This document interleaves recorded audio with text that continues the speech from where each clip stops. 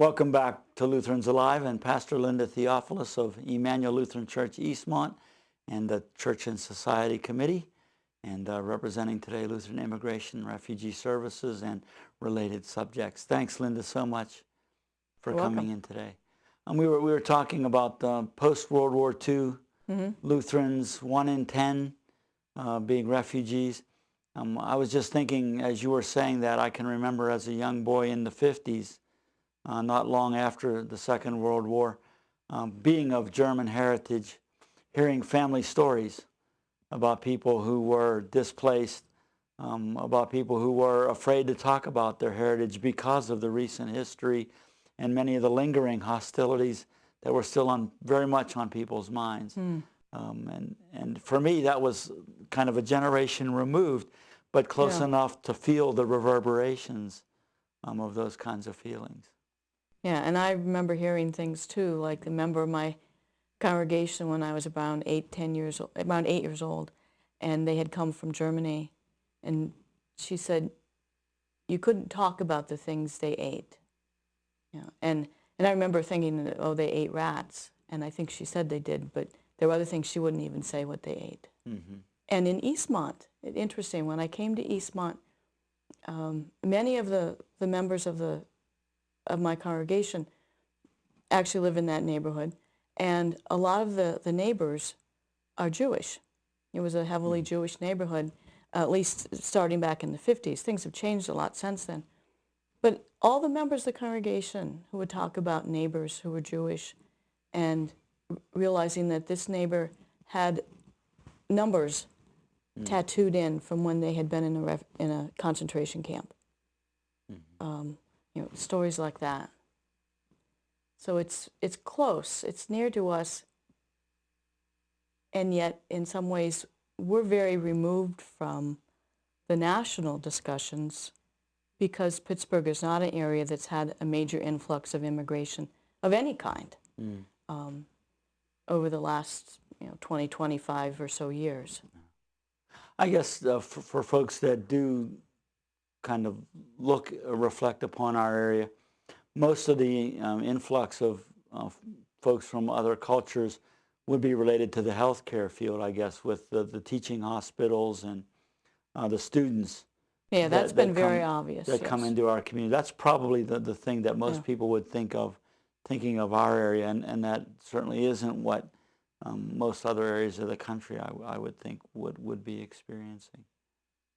It is interesting to think about the history of our country, being a country of immigrants. You know, we talk very proudly for many years about it being a melting pot and celebrating the diversity of cultures. You were mentioning in the biblical story Mary and Joseph going to Egypt uninvited, so to speak. There was a time when countries are open and visitors are welcome. It doesn't always seem to stay that way, and we kind of go in cycles, and things have changed a bit in the United States now. That whole conversation and dialogue has taken a kind of a turn, hasn't it? Well, it has, and I think there's still a great deal of interest in being welcoming and inviting, but the issues of security have made this more complex. But even before many people became real aware of the issues of security, there were some developments that made any immigrant, any non-citizen, more vulnerable. And since security issues became much more highlighted after 9/11, there's been an unfortunate, in my opinion, and this would be the opinion of Lutheran Immigration and Refugee Service as well, an unfortunate growth in the number of immigrants who are in detention and who are being deported. And I like to point out that this includes, to most people's surprise, legal permanent residents who have been granted the status to stay here, who may have come as family members. You know, somebody's in the military, they marry somebody else, and they from another country, they want their family to be here. And also veterans who have served in the military. Legal permanent residents often do this. They like this country. They came here deliberately. They want to stay. They're grateful. They want to make an investment in the country, and they may serve in our military. What has happened for some people, the immigration laws are so strict.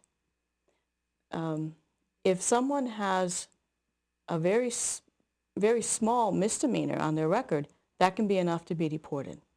And there are times when bureaucracies have problems. There are times when a letter, a notice to appear, doesn't reach someone, and so they don't come for an appointment they should have with immigration services. And in their absence, because they didn't show up, a deportation order is placed on them. You know, for a family who's really trying to do things right, and then they discover they're in big trouble. You know, dad's coming home from visiting his sick mother in another country, and he's stopped at the border. He can't come back in the United States, and he's told he won't be able to come back for 10 or more years. Well, that's one of the examples of how our system is broken. Mm-hmm. And what happens to children, that's a big concern for Lutheran Immigration and Refugee Service. We are going to have to pause for another break, and when we come back, let's pick up with that. And I think that's a good way to segue also into thinking a little bit more about how the church sees its role in this whole big issue, and how we can make a difference when that's possible. We'll be right back.